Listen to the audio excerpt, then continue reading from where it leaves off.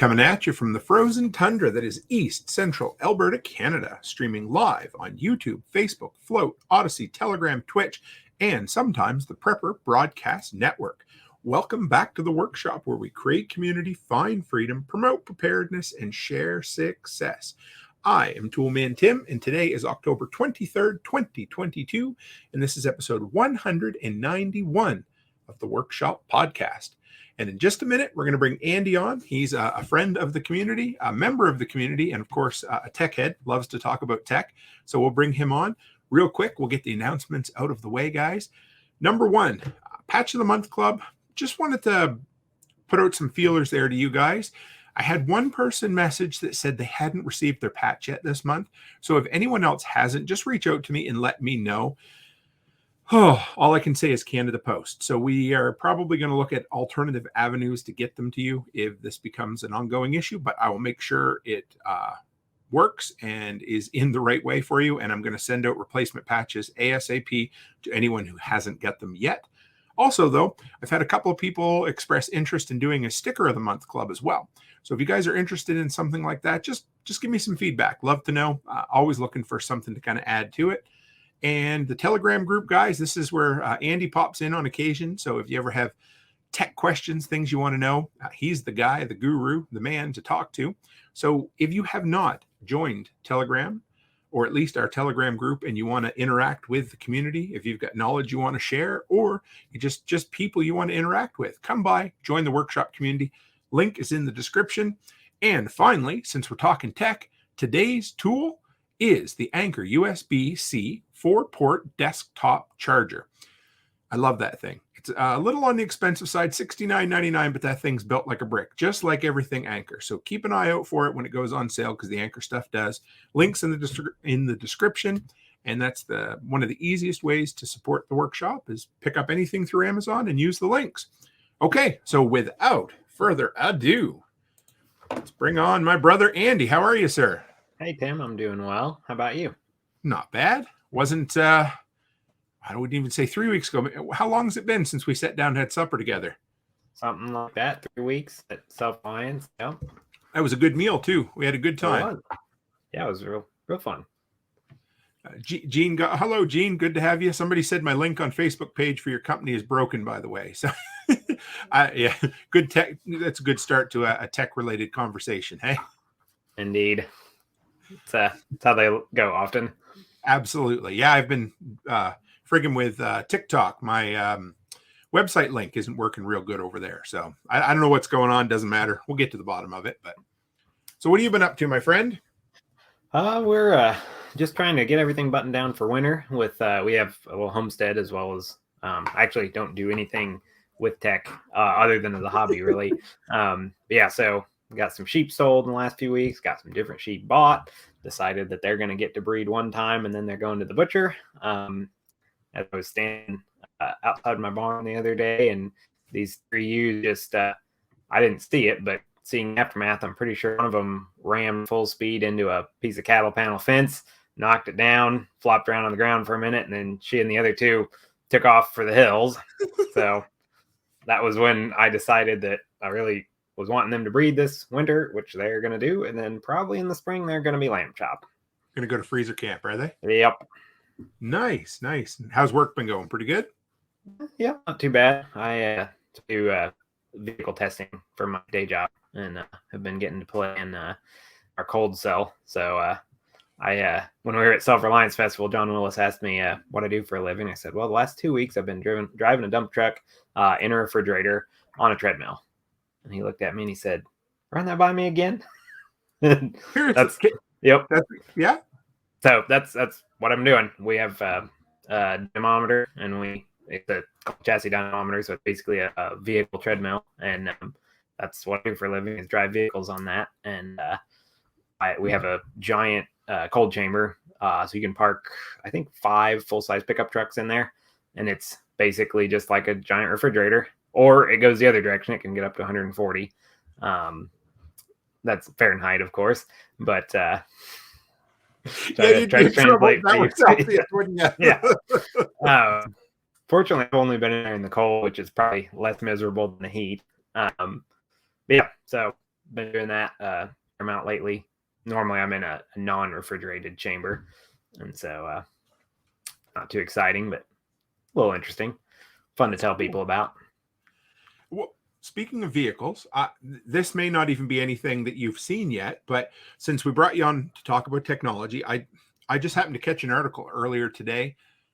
Australia, and I want to say it was Mazda, but I might be wrong, just had the first publicly released hydrogen vehicle. Did you see anything about that? I didn't see that. No. You ever dug into hydrogen vehicles? And I haven't really. I know that that's being worked on by a lot of companies, and is either a huge boondoggle or probably going to work someday. I mean, just it's. What I mean by that is, I think there's enough money being spent on it. Either it's going to be this giant shock that people think, oh, we thought this was going to work and we blew $billions on it, or it will actually work.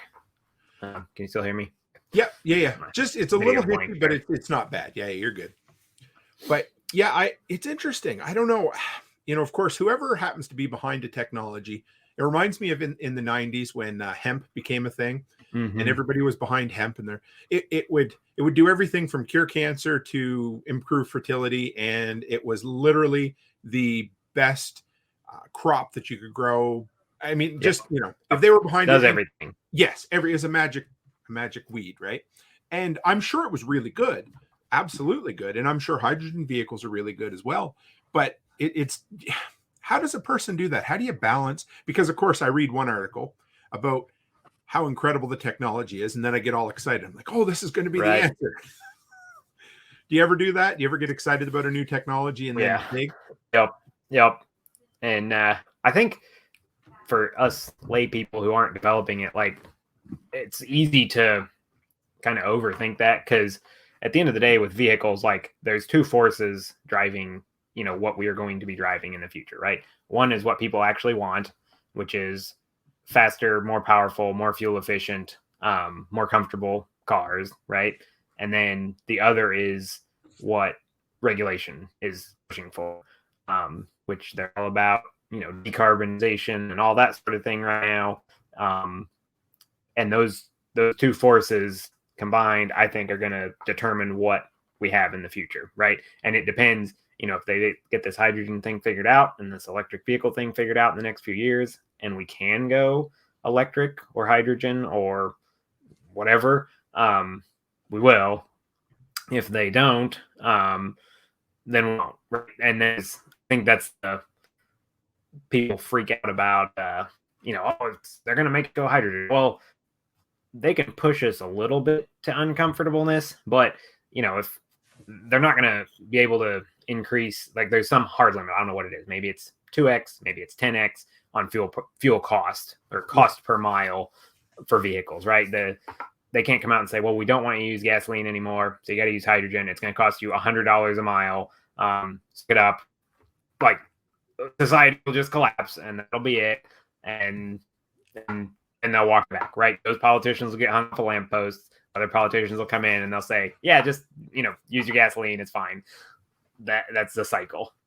Absolutely. Yeah. No, you're right on the money with that. And, it's the whole positive and negative reinforcement, Yep. And it, if you do a little bit at a time over a long period of time, it's much more acceptable than if you start with charging 10 cents for a plastic bag, and then you say, eventually we're not going to have plastic bags, and then they take them away, right.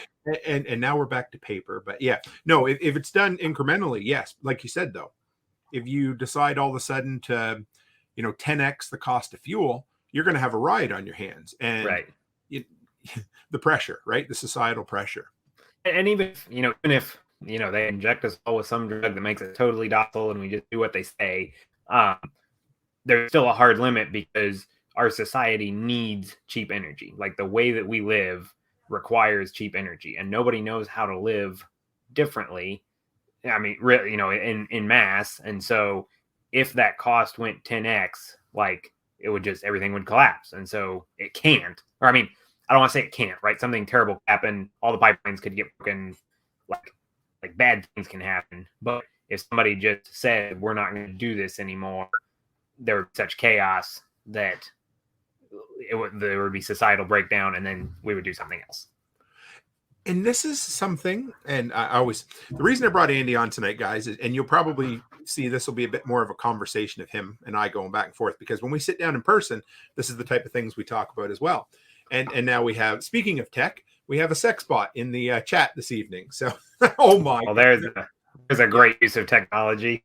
Oh, we're going to put you in a timeout. We'll see what happens. There we go. So, yeah. Darn it, lost it that fast. That was good. Yeah. So we were, as far as the technology and the different types of vehicles go, and government mandating each thing. I think recently with California and the, doing away with small gas-powered engines. Yep. So when they encourage you to go a certain way, like you said, you can only do so much, because if you do too much, people fight back. And if you do too little, you don't get anything done. And I don't know. We had a very heated discussion the other night on Fireside Freedom about electric vehicles versus gas powered. I don't suppose you happen to catch any of that? No, that's okay. So I basically, I was the only one that, I don't even know if you, I don't want to say I'm pro electric vehicle, because I'm not. I live in gas country. Right. But I see that there's practicality in the new technologies as well. Do you know what I mean? Yeah, absolutely. Well, and I think those two forces that I was talking about, right? Like if I said, hey, Tim, I've got a new vehicle for you. It seats 13 people. It has an 8-foot bed on it. It will tow 40,000 pounds. It gets 100 miles an gallon, cost wise. It's got 4-wheel drive. And it only costs $20,000. Do you want one? Well, heck yeah, right? It does everything. Oh, and it's got a 5-foot turning radius, right? It'll float in place and turn.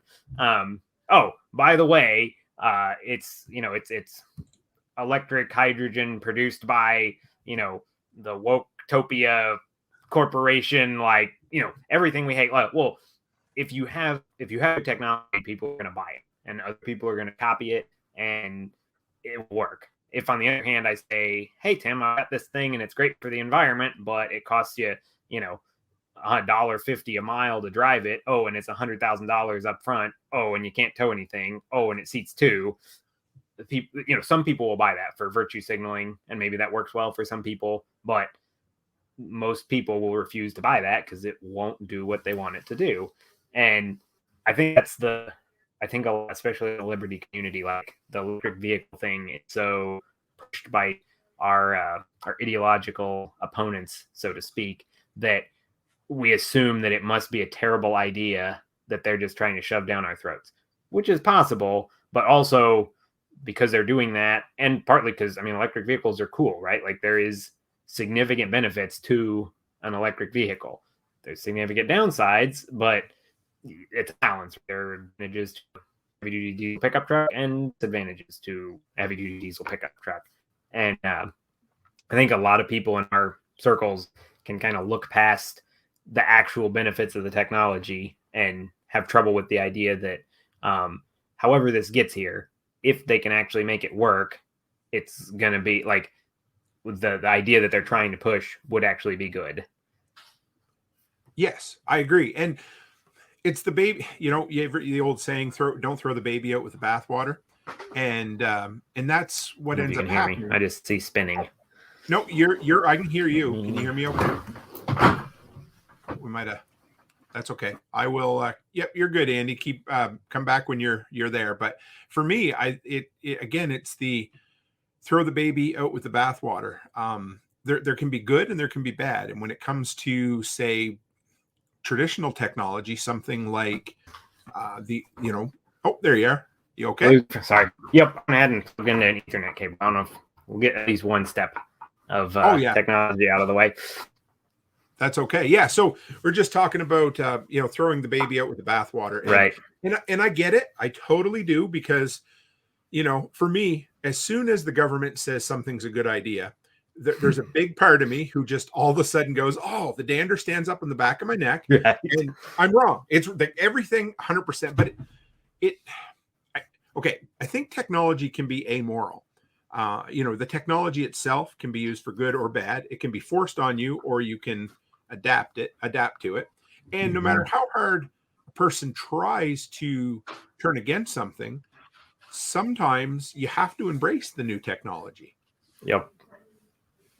Yeah, and that's where I think a lot of people in the liberty side of the world and the homesteading side of the world, I talked about this last time I was on, there's kind of this tendency, I think, to be a bit of a Luddite. And you be like, if I had to sum it up, people kind of say, like, I look at the technology that's right in front of my nose right now, and I think, that's a little too much. I never want to go more than, 90% of what we have today.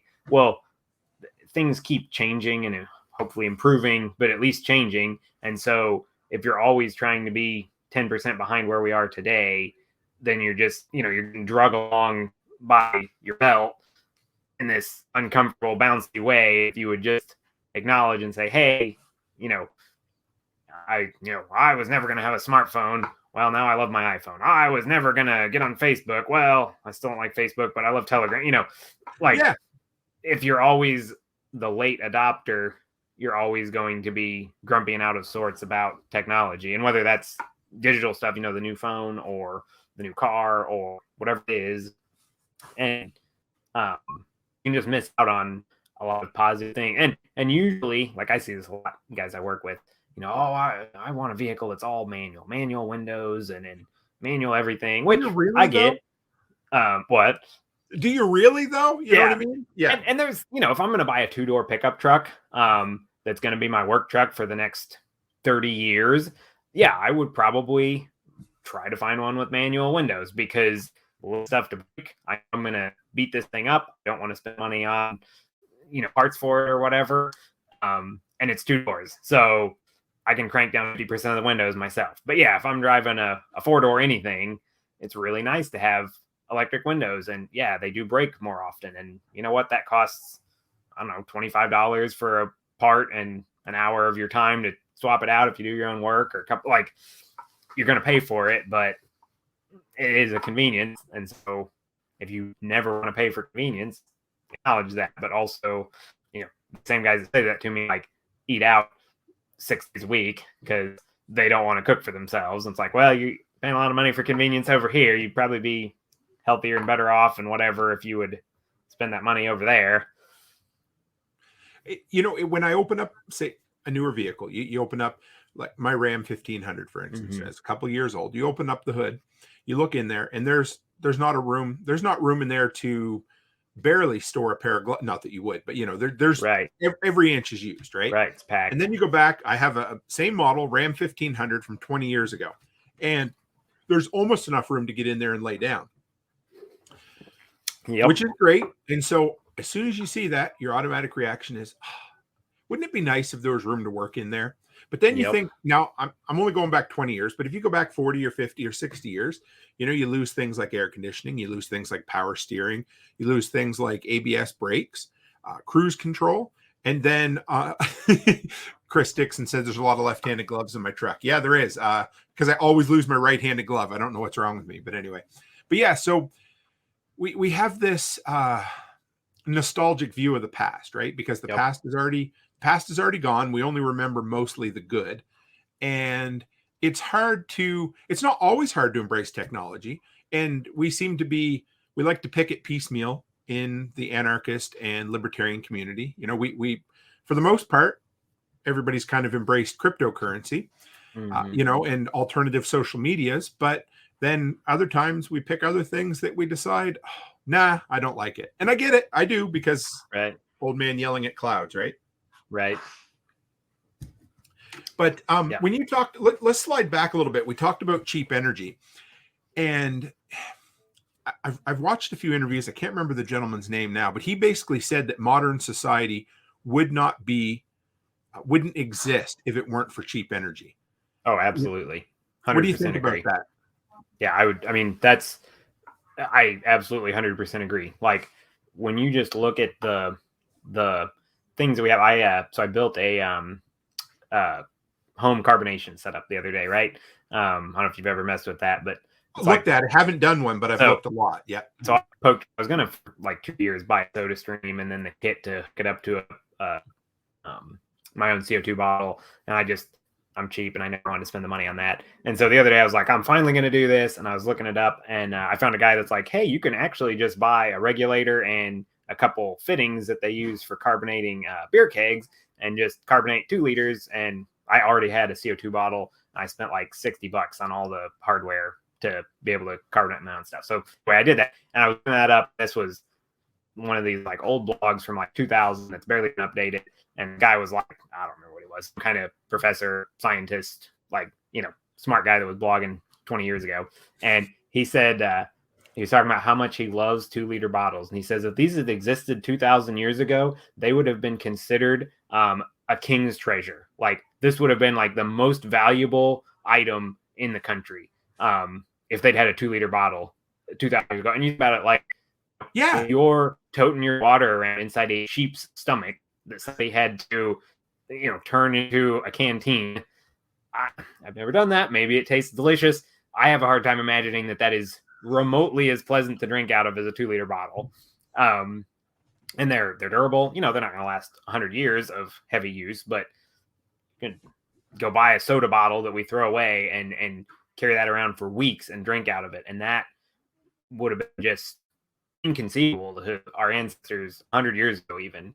And that happens because we're really good at, the cost in energy to pull oil out of the ground and turn it into plastic and blow mold it into a bottle is, that would be like, that's more energy than you and I will use in our bodies in our entire life.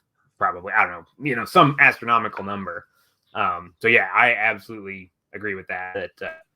The only way to have anything remotely like the society we have today is because we have lots of cheap petroleum-based energy. You ever dig into? I think is it Maslow's hierarchy of needs? Mm-hmm. Yeah, Maslow. Yeah, Maslow. Thank you. Yeah. So I was talking to my daughter about that the other day, and I said, for all basically, other than maybe a few short periods of time in human history, we've basically been preoccupied with building a shelter, finding food, finding water, and trying to outrun a saber-toothed tiger, right? Right. So we didn't have any time for self-actualization, right? Right. The very top. And for people who don't know, it's basically a pyramid of needs that gets smaller and smaller. And as a person, works their way up, if you have your food looked after, then I think it's emotional comfort or something. And then at the top, it's self-actualization, which would be, I don't know, but personal education, leisure time, learning who you are, that kind of stuff. And other than very, very few elite people in the past who had virtual armies to do everything for them, that wasn't an option to anyone even 100, 120 years ago. Yeah. And even then, I mean, if you went back to Julius Caesar or, any king of any country, Cleopatra, any of those people, the psychological desire for power, they might not trade places with you, but I guarantee any human being that lived before the 20th century or even well into the 20th century, if you could go back and say, hey, I'll swap you places and lifestyle, they would do it in a heartbeat. Like, we Absolutely. live so much more comfortably today. And we don't even acknowledge like how, I think it's kind of a fun thought exercise if, somebody never thought about like, if you're on a desert island and like, what do you, and you start thinking like, oh, I would just go, I'd go cut down a vine and make some rope. And then you're like, wait a minute, what if I don't have a knife? Oh, if I don't have a knife, like I have to find iron ore, mine it, find coal, smelt it.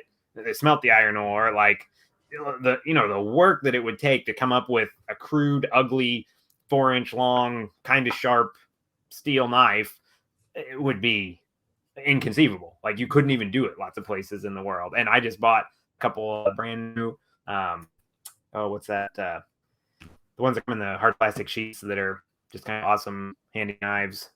I can't think. Yeah. But I can't think of the brand name, but I bought those for $12, shipped to my door. Right. And just because we use them for processing chickens, they went on sale. I bought a couple extra. Like, that would have been, a fine tool, something that, a king's dagger 300 years ago. And I can get basically limitless quantities of them set on my doorstep in 2 days, anytime I want. And if you wanted to, you could run down to Dollar Tree and get it for $1.25. Now, it might not be great, but it's still probably better than anything you could fashion in the woods by yourself. Right. Or if you could do it, if you could fashion something better, it would take how many man hours to do that? Right. Whereas and if you think about, just the time of your labor, right? Like, Patrick Rorman sells very nice knives made out of super high quality steel, right? And I think he sells those for like $160. So if you're working in a factory job making $20 an hour, which, there's people that make less than that, but $20 is not a highly skilled wage these days. That's 8 hours of your time. And you think about being able to buy, and again, that's something that people would have considered that a fortune 100 years ago or 200 years ago. And the fact that you can trade 8 hours of labor for this knife that, King Arthur would never have dreamed of, is pretty cool. And again, you can get, get one for like half an hour of labor that's not nearly as nice as Patrick's, but will still be one that a lot of people would have been envious of 500 years ago. Absolutely. And so, I mean, I don't want to go too far down the capitalism rabbit hole, but I mean, cheap energy, modern, maybe not crony capitalism that we have right this minute, but then I sound like I kind of sound like a communism defender too, because, communism works, just not this version. Right. And I kind of say that a lot about capitalism, but that's neither here nor there. But yeah, I mean, the labor, like Chris right here, he said days, it would take days to fashion a decent cutting implement to do it. So you can go to work, an average salary, 8 hours, and turn it into a gorgeous knife that will last you a lifetime. Generations. Yes, literally generations. Right. And so let's take that concept and let's go a little bit further. There's so many comments here that I don't know if I got them all here yet, guys, but we'll work through them.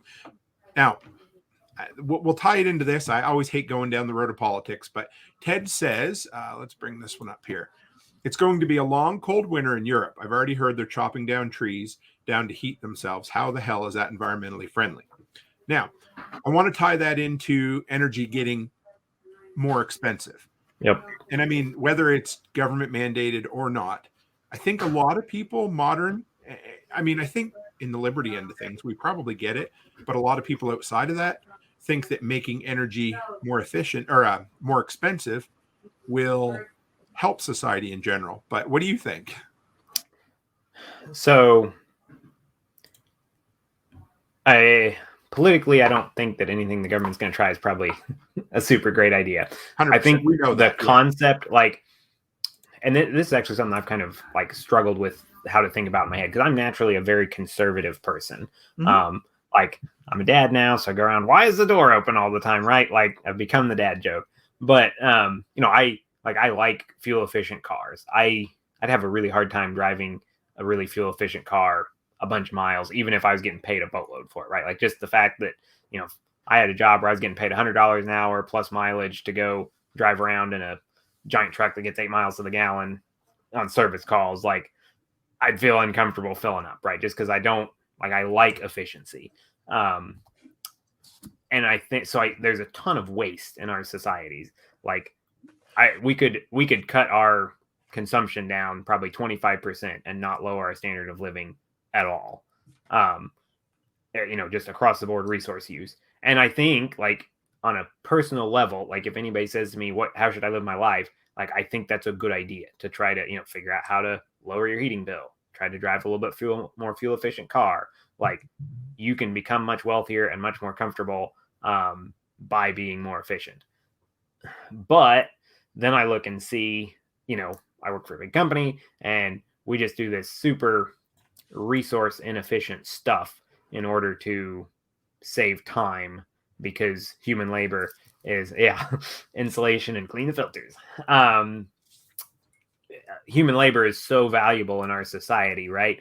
And so and that's good. We want our labor to be productive and useful. And so that leads to if I'm paying you $50 an hour to work for me, and you're like, hey, I need to use an extra, 2 gallons of gasoline to save myself 30 minutes.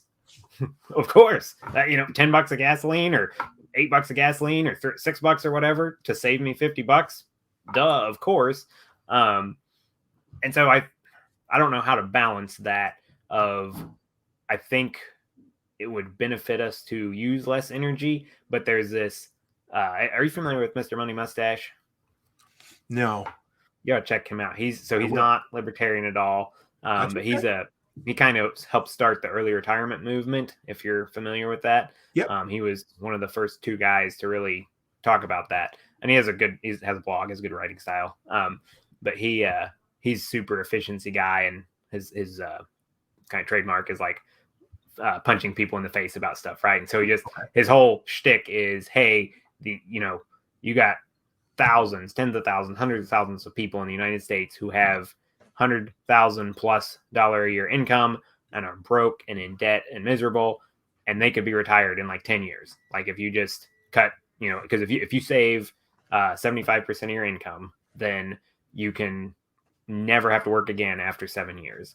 So, if you've got two people making $125,000 a year, young couple in tech jobs, which that's not an unreasonable position, right? You're making $250,000 a year.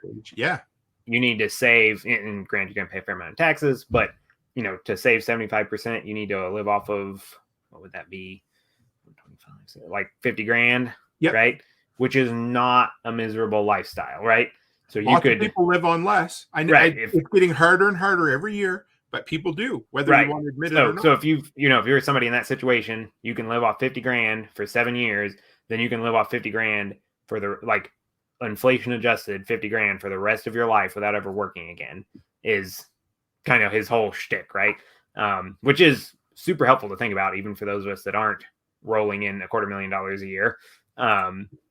But anyway, he's big on efficiency stuff, and he had an article, I don't know, a couple months ago where he was talking about, how he is overly sensitive to that, and he'll see people like idling their car, outside while they run into the house, and it's like nails on a chalkboard to him. And he's an engineer, so he's like, I did the math, right? If you do that, if you're doing that for an hour every day, that adds up. But if you do that for 10 minutes several times a week in the winter, you're talking about like $80 worth of gas all winter long, which I wish you wouldn't do it, but whatever. It's not actually doing anything bad.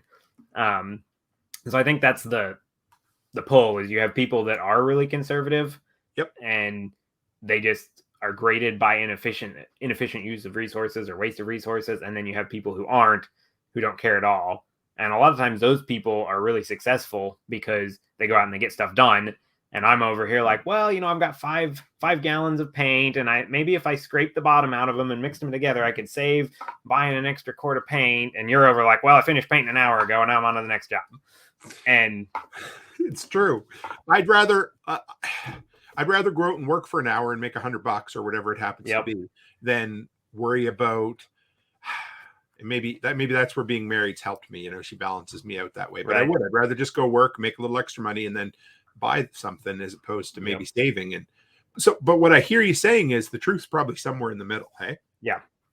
Go ahead. You can calculate that. I mean, not that you should on everything, but you can sit down and just do some math on things that you struggle with and realize, like, am I actually saving much here or am I not? And am I actually wasting a lot here or am I not? And I won't say I'm doing great at this, but I'm trying to retrain myself towards that better balance. And I think that's very doable. Absolutely. And there's the law of diminishing returns too. Something I used to do quite often. I don't do it. I haven't done it in a while, but I used to get on the phone, call all of our utility companies once a year, and I would talk to them and say, hey, like, where can we save? And if it was something that, for instance, when I was in the States the last little while, I had troubles with my data because they had me on this rolling plan that charged me, I can't remember. It was horrible. It was an exuberant amount of money. Every day I would run out of data. So then I'd call them back and then, we have this plan. So $15 a day or whatever it was, and you'll be covered. We'd tether your data afterwards. Okay. So then they cut it off again because Canadian, U.S., whatever. Right. So I called them a third time and they're like, oh no, we have this Canada U.S. plan. I'm like, oh, why didn't you tell me this the first? Oh no. So I end up having unlimited data now through Canada and the US for $5 less a month than I was paying for it just in Canada. So, Yep. But on the other hand, I know people who will call and argue with their cable company for 3 hours to save 15 cents a month. Yep. And, I exaggerate a little bit, but again, there's like you said, I think there's that big 80% in the middle Right. that you can save quick. And then you can spend a lot of time on insignificant stuff that you could probably be out doing something else with it, right? Yeah. Like, perfect example. So my dad and my brother both do some work with rental houses. My dad's more on the cheap end. My brother's on your end of spend it and get the job done. Yeah. So my brother, I don't know, a year or two ago, bought a 18-inch paint roller. Oh wow! Have you used those? No, I've been, well, yeah. This could be an expensive conversation for you. So my dad has this house. Somebody moved out. He's trying to turn it over. They kind of dink around, cutting in all the paint. They're going to paint the whole house. He gets one room painted in like a morning. I forget, maybe it was a Friday afternoon or Saturday morning. He gets the room painted and calls my brother and he's like, hey, do you think you could bring down some of your paint gear and help me out here? And so dad spent several hours painting this one room with his normal 9-inch roller and his like crappy roller handle and everything. My brother has hundreds of dollars invested into proper painting equipment, right? So he comes down with his 18-inch roller with his adjustable Purdy roller Beautiful. stick. Yep. He paints the rest of the house in like 58 minutes. And then he throws the $18 roller cover away. And my dad's like choking on the $18 roller cover. And my brother's like, I just did this in like 7 times as fast as you could have done it.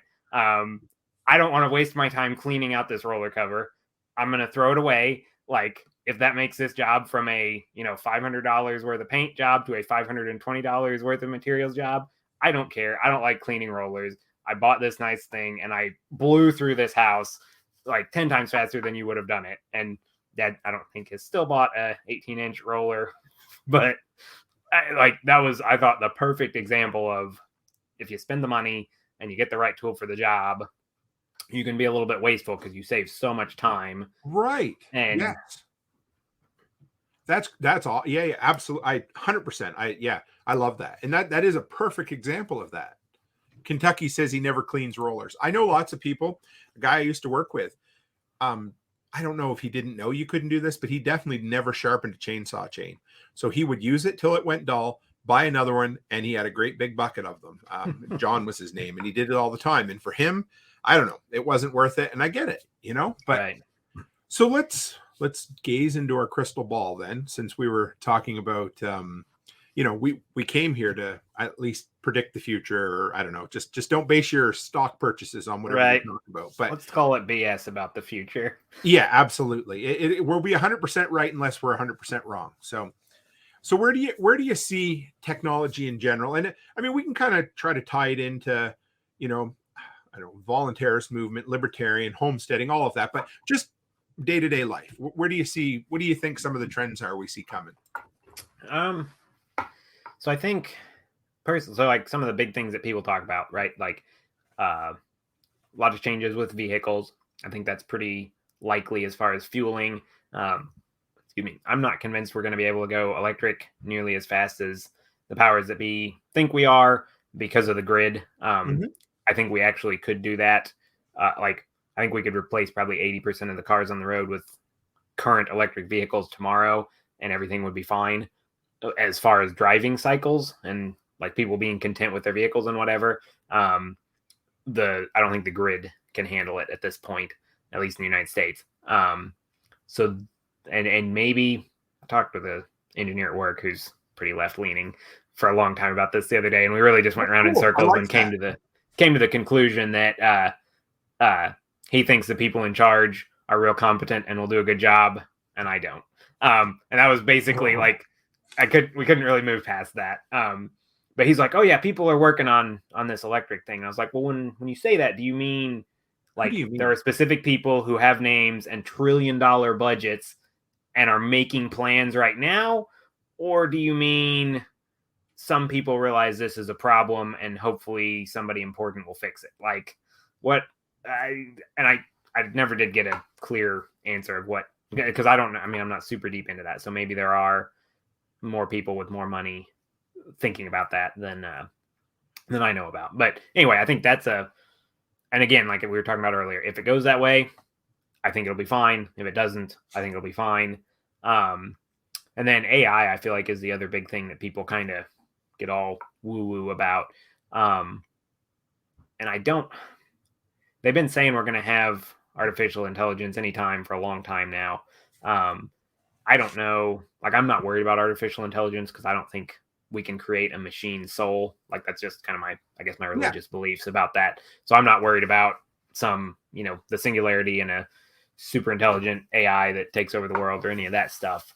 But even just the improving general purpose, I think everybody looks at the idea of a sentient robot basically and thinks that we're weeks away from that, right?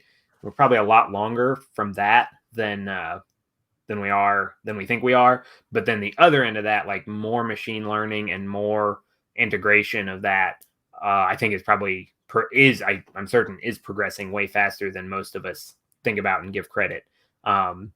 And just the visual recognition stuff. Yes. I was talking to a friend this morning after church, and he was saying he works for a big national tool rental company, and they just are in this big kerfuffle internally because they put in they updated their cameras that are inside their vehicles watching their drivers, and there's a machine learning algorithm that can tell when you pick your phone up. And so it's flagging people because they're not supposed to have their phones in their hand. So it's flagging their employees for picking up their phones while they're driving. And that's tied in from the way you were saying. I think like they've also got out-facing cameras so they can see what's going on in traffic. And all this is getting recorded. And so, they just rolled this out without telling anybody. And now like half the companies facing write-ups or whatever for violating the policy. But, stuff like that is, when you stop and think about it, like, I mean, that's probably not a cheap camera on a truck like that, but $200 on the top side, probably, that they're spending on a camera to watch their employees, and some, probably fair amount, but some subscription to a service monthly, and they're able to have a camera that can tell when people pick their phone up. Like, right. Stuff like that, I think is just going to keep growing and growing and going on. And it's happening right before our eyes. And so I think those little things, marginal improvements, are going to make a huge change as far as AI. I don't know. Thoughts on that or other directions? Yeah. So talking, for instance, the computers, right? And I remember when Tesla started with this, and it's the upgradable technology or the downloadable technology. Right. So you have a vehicle that, and I think everything's going to go this way, that it's going to have, update 3.0 or 4.0 or whatever. So right now you have those existing cameras that are there. Now, I mean, of course, we'll play devil's advocate or whatever, but they send a new update. All of a sudden it has infrared. So now it can tell whether you have a temperature or not and you're sick at work, right? Or, health sensors or whatever it happens to be. I'm wondering if that's going to speed things up or, where that's going to head. Yeah. And so I guess one of my, what I think is a little bit of a turning point, and I can give you a stump speech about it, but I guess what I really think is probably going to happen is I think there'll probably be a bifurcation, right? Because if you think about what technology does, it replaces human labor and does something that we used to do, or it allows us to do something that we never did before, right? So the grain mill that grinds wheat and makes flour replaces some woman sitting there rubbing two rocks together to make flour for hours on end, right? The dryer replaces someone hanging sheets on a string to dry them. The airplane allows human beings to fly, which is not something we did before. And so I saw that question. I started for after. Sorry, go ahead.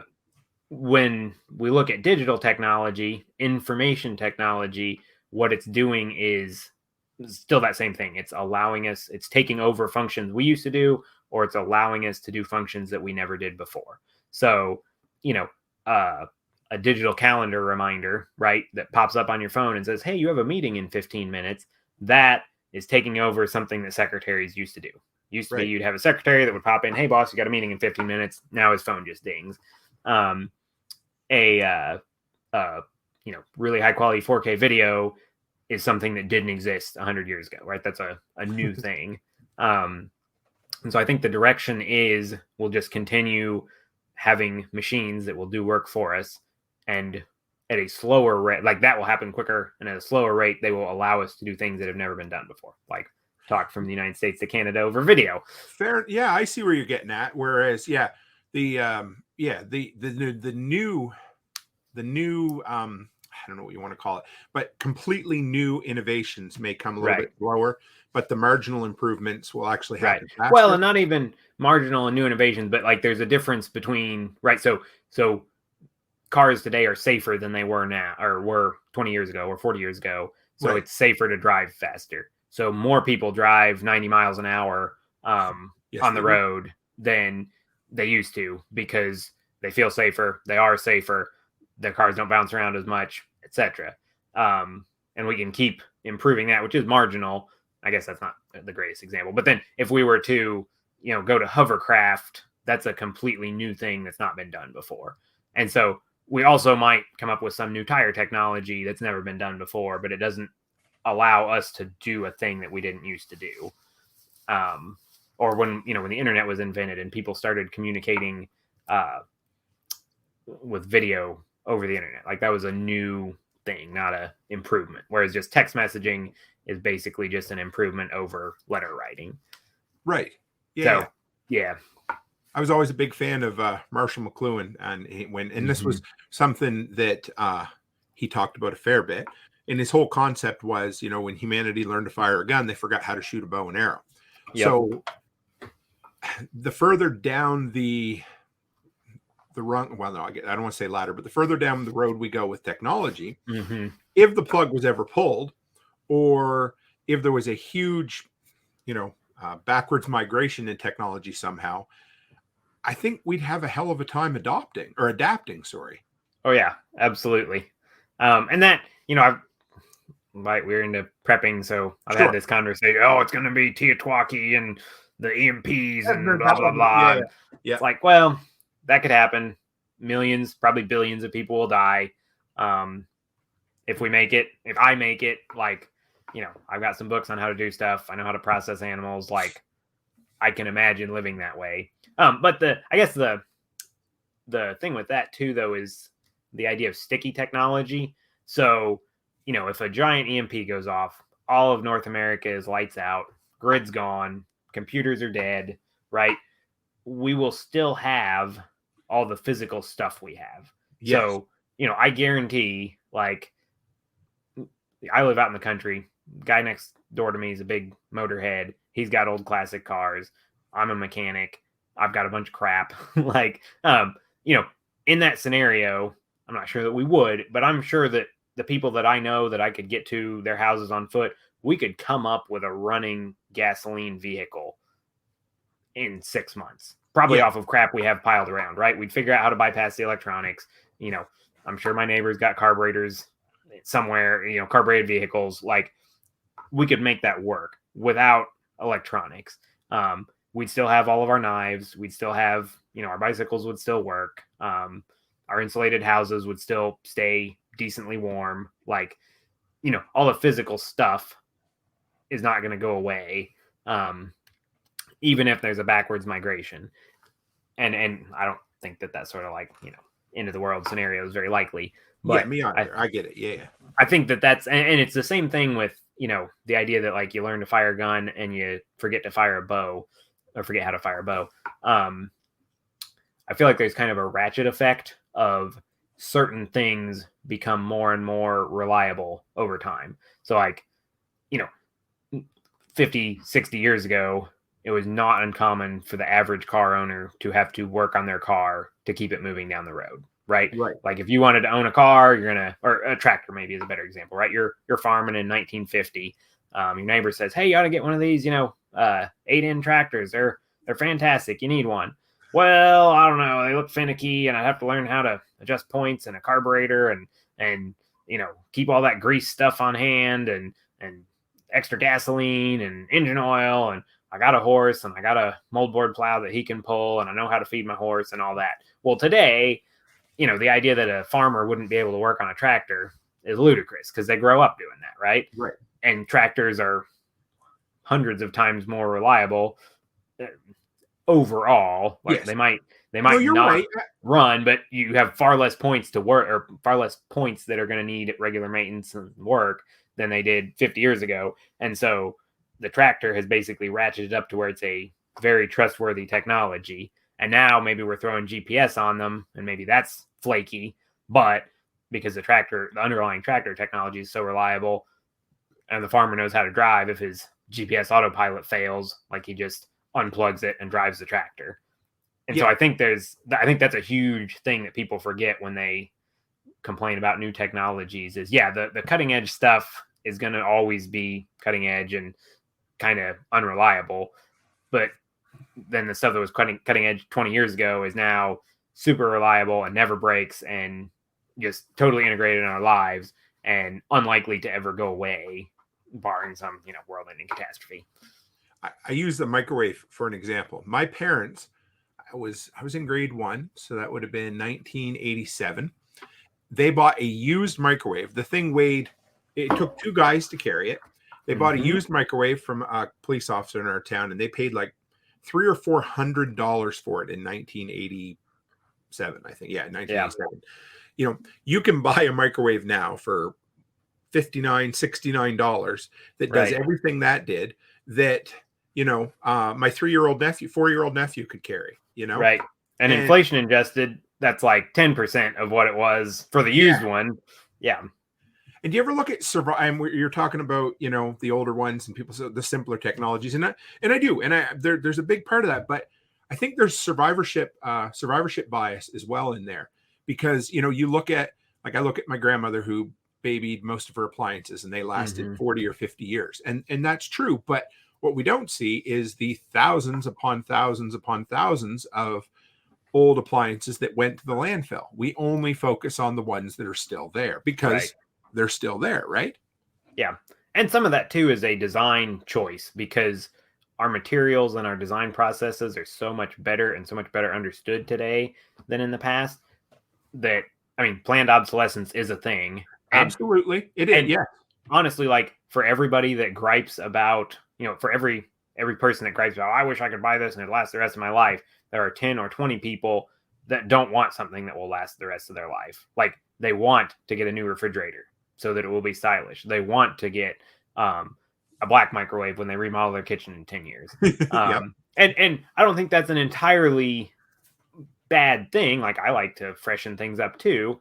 And so manufacturers are intentionally making things to meet what the customers want. Plus, I do think that there's something to the idea that they plan in obsolescence so that it will break and you'll have to buy a new one, right? But that's 100% a design choice. We could build much more reliable stuff if there was any demand for it, but there isn't, because it would be more expensive, and nobody wants to pay for that, right? Like, a few people do, and in our community it's a lot of people, right? Like, if I said, hey, would you buy a $4,000 refrigerator if it had a 40-year warranty, 40-year total replacement warranty on it, because they expect it to last that long with no improvement? I bet dozens of people in this group would be. Now, how many to actually fork over the $4,000? I don't know. But a lot of us would say, yeah, I want one of those.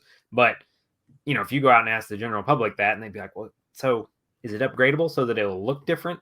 And, it could be. But if it's not, like, well, what if in 10 years they invent, an auto shopping refrigerator that can order milk for me? Like, I'm going to want one of those. And again, that is kind of a design choice. Like, we could build things to be more upgradable and repairable. But that makes them bulkier. That makes them less sleek. Like, these are all trade-offs that we make as a society. And by and large, most of our society is pretty happy with the trade-offs we have. I'm not necessarily, but I think we have to recognize that it's not just like this inevitable, this is the way it has to be in a high-tech society. Like, as a culture, we've made these choices that we like, shiny new disposable things Form over over. function, right? Right.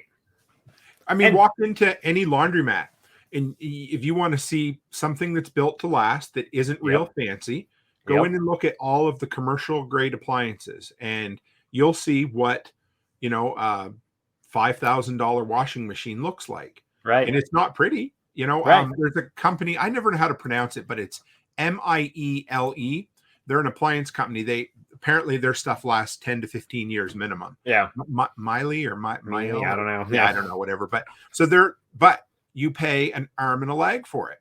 And there's Yep. the other thing is, for all the people, okay, you go back to planned obsolescence. And for those who don't know, the whole idea was behind the incandescent light bulb. And the original ones were supposedly built so well that they lasted to the point where the company would have went out of business because nobody needed to buy them anymore. So that's a portion of it is, if you're supplying a product, and that's why I always tell people service businesses are a little better sometimes than product businesses, because you can sell yourself out of a market if you don't have something else to replace it with. Yep.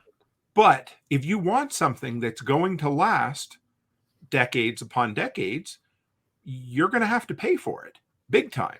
And not everybody wants to pay that kind of money either. Yep. Go back to the microwave. So the reverse of what we just did was, 79 or say $50 today, was $5 back then or whatever. Well, if you take that $400 microwave, you take that $400 and bring it to $22, that's probably $2,000. I mean, of course, I'm just pulling numbers out of my ass.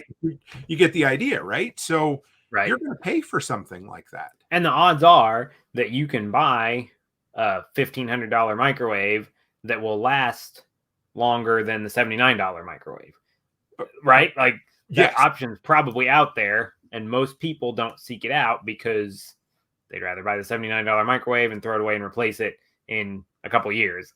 And that's where, like we were talking earlier about, reducing energy use. Like, I think that's where we all have to kind of take a hard look at what we really think. Like, is that seems wasteful? Is that a terrible way? And is there just maybe our focus should be more on recycling and reuse and trying to make things modular. So when this breaks, it can go to a recycling factory, be pulled apart by robots, and reuse, right? We're going to just reuse the chassis because we have a process to blast the paint off and repaint it, and we don't have to smelt all that steel again and stamp out more steel. We can easily recycle panels, and we'll focus on just like sort of modular things. Like, actually, speaking of appliances, I saw a very expensive refrigerator a couple months ago that had like a glass front. So it was a steel chassis, of course, but then the doors had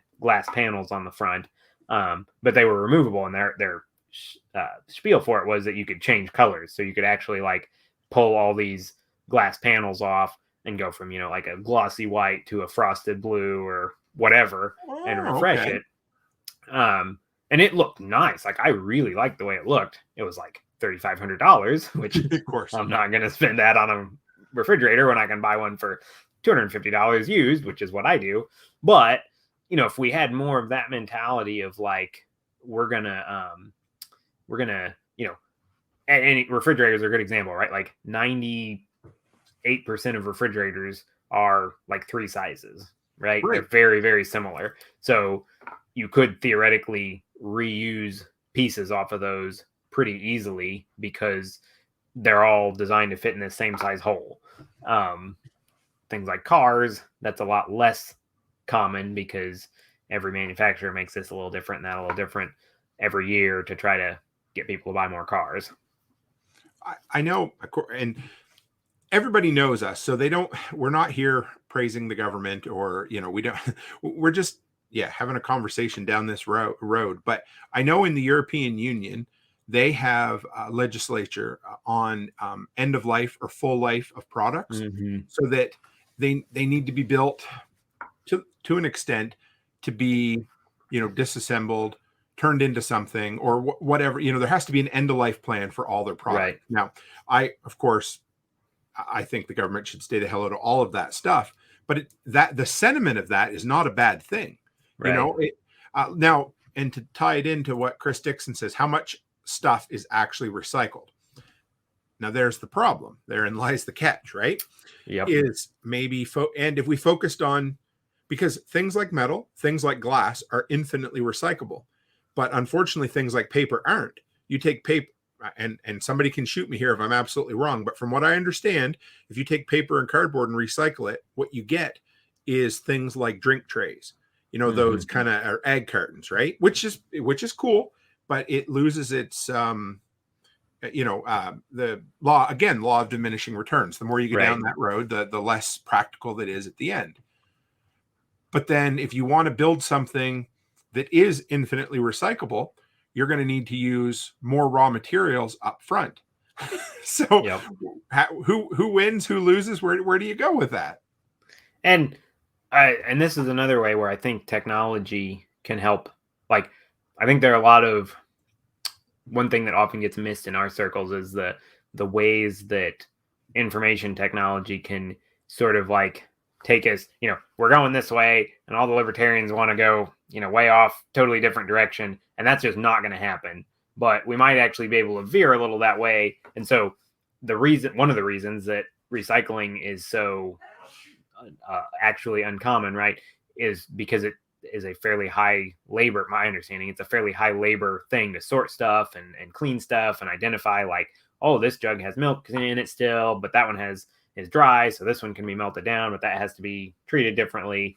And so I think it's very possible that robots could take that over, whether that's, cameras watching and just being able to filter out goods on a line, right, a conveyor belt, or actual robots picking it up and moving it. And so if we can find something that right now we have to pay people $8 an hour to recycle, and the only people that do it is to actually do the physical recycling, the only people that do it is governments because they're actually losing money paying that wage. Well, maybe if we can get to where you can have a robot that does it for really cheap, then it actually becomes cost effective and we actually start recycling more. And so I think that's another example that I think we'll see micro farming stuff, like with small robots, because the number of people in agriculture has been declining. I know this is kind of a complete left turn here, but it's all right. The number of human beings involved in agriculture has been plummeting for 100 years. Yes. Like bigger and bigger land masses, smaller and smaller companies. Up until like 1900, like 80 to 90% of all human beings worked in agriculture. Right. Which, like, so all the priests, all the kings, all the soldiers, all the merchants, all the blacksmiths, all those people were drawn out of 10 or 20% of the society, or at least, a lot of people were doing two things, but you had this enormous amount of human energy dedicated towards agriculture. And with mechanization, we've got that to where in the U.S. it's 2% of human population is doing agriculture, which frees up millions of people to do other things. Some of them do useful stuff, some of them don't. Yes. So that's a different problem. But we're having the whole, and you can read about this, right? There's the average age of farmers in the U.S. is like 60 something. And I think some of those statistics are sort of made up and misleading, but there's definitely like not boatloads of people wanting to go into agriculture. And so the way that we have, because we've not had stuff that can be autonomous, the way we've dealt with that in the US is bigger and bigger machines, right? You used to have 5 guys on little 50 horse tractors, doing 5 fields at a time. Now you have 1 guy on a 500 horse tractor, doing a giant field, back to back to back. And so we've scaled up because you still had to have a human being touching everything. And I think we'll see autonomous stuff become more common to where, I don't know if this will happen because I don't think there's a lot of pressure for it. And I don't think farmers would like it just on the face of it. But, if you get to where instead of having a 500 horse tractor that you go spray your fields with, you have 500 little robots and they run around and they just inject chemicals into every plant. right? And I've they just heard, run, yeah, they run which 24 sounds hours a day. They friggin' come back to a crazy. solar station with batteries. And so the job of being a farmer, a conventional ag farmer, moves much more towards being a robot technician than being an actual farmer, right? Or, now instead of one guy farming, I don't know what an average, like what the actual, skilled farmer to land ratios, but it's probably 500 to 1,000 acres per skilled farmer now. Instead of that, you get to where one skilled farmer manages 20,000 acres, and he spends his whole day driving around, looking at the soil, looking at the plants, pulling out his iPad and saying, oh, hey, send, field team B needs to up their nitrogen dose 38% on, plot 7, that sort of thing. And then he's got another group of guys working for him. They're just robot technicians or, manual laborers moving chemicals around and moving parts in and out, which those jobs are more appealing to a lot of people than farming, right? Baling hay or whatever. Especially in our modern society. Yes. Right. Yeah. Today. And so you get, I think that is where, I don't think regen ag is going to be able to completely displace conventional agriculture in my lifetime. But I do think, lots of conventional people want to reduce chemical usage, want to reduce runoff, etc.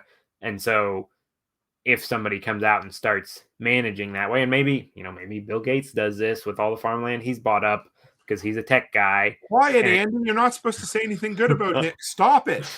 Yeah. But, and maybe that bombs, but then if those companies get kickstarted, maybe that becomes a thing that can happen. And other people take on, and the 30-year-old grandson of the 80-year-old farmer says, hey, maybe this is a decent idea. So I think that stuff like that, that's one of my predictions, is that we'll see these small scale robotic managed farming practices that will reduce herbicide usage, and maybe they're little flame weeders that blast weeds instead of spraying glyphosate on them, or maybe they just spray glyphosate on the weed instead of dousing the whole field. Or I think we'll see improvements in that. And you think about what is crazy about technology heading to the future is the stuff we can't even see, right? Because you're talking, so you're Right. sitting there talking about the farmer getting bigger and bigger and bigger, right? That's how we looked at it. So my brain automatically goes to autonomous vehicles because, the farmers, they work 16, 18, 20 hours a day sometimes when the crops are coming in. So here I'm thinking, well, you know what? You could have 5 or 6. You could have one guy driving one and controlling 5 or 6 other combines, which is cool. But all you're really doing is building a bigger baseball bat at that point. Right. But when you think about, say, drones or little whatever, I don't even know, maybe we don't even know what we're going to call them yet. But here's what I'm thinking, of course, is maybe you have one that comes and tests the soil. So now instead of taking the aggregate of an entire field and then going out and spraying that entire field for maybe the worst patch, now all of a sudden it has zones. So they can go out and say, okay, nitrogen's good here. So we don't need fertilizer right there. But this section here, this 14 square meters, because I'll use the Queen's measurements there for a minute, they just go in and they inject a little bit right at the root for each plant, right? And maybe you don't have an infestation of, I don't know, crabgrass or whatever the hell it happens to be. So it doesn't need it right there. So it, like you said, it goes over, and maybe they're small enough that they can go down and they recognize the difference between a seedling and a weed at this size, and it just goes and it's gone. And what aren't we even thinking of, right? Yeah.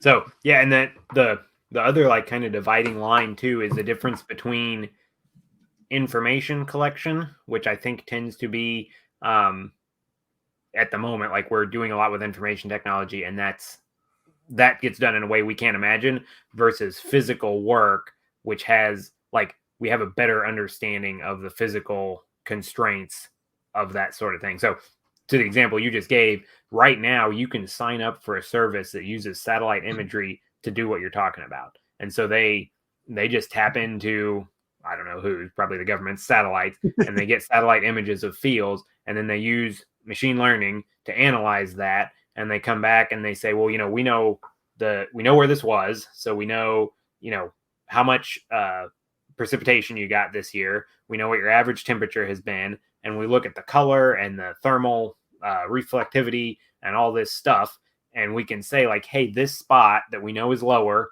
we know it's got more moisture, it's a brighter green, it doesn't need extra fertilizer because it's got lots of moisture. But then this spot up here is struggling, like, and they'll break fields down into, I don't remember if it's by the acre or how they do it. I've never paid for this service. I don't grow row crops, but and they're doing that all with satellites. They don't need drones flying around.